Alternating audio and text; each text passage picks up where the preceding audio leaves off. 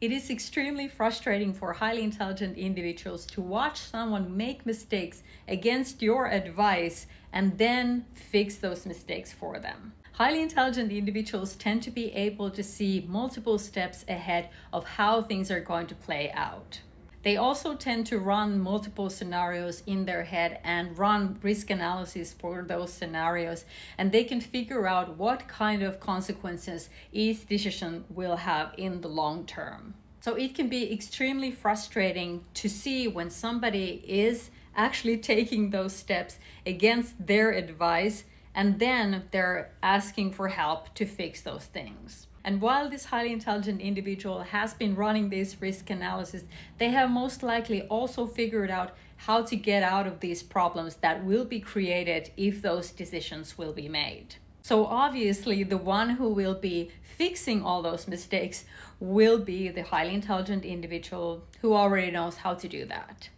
And this can be extremely frustrating for the highly intelligent individual, and not only because the other person didn't listen to them and take their advice, but also because all of this is a great waste of energy and time and energy that could have been spent on something more productive.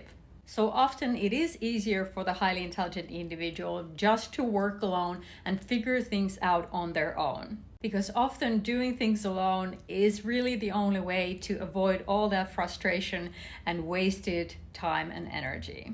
I remember being in this situation where I had figured everything out and I was presenting to my boss as in, let's discuss these solutions. But whenever they said something to me and asked questions about how we should do things in a different way, I would tell them that no, this is not possible because of this and this.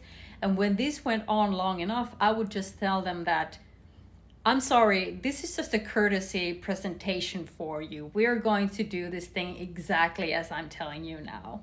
And over time, my boss actually understood that it's just better for me to let me work by myself and figure out everything all by myself. And then I would just tell her whatever she needed to know if she needed to know something that I was working on.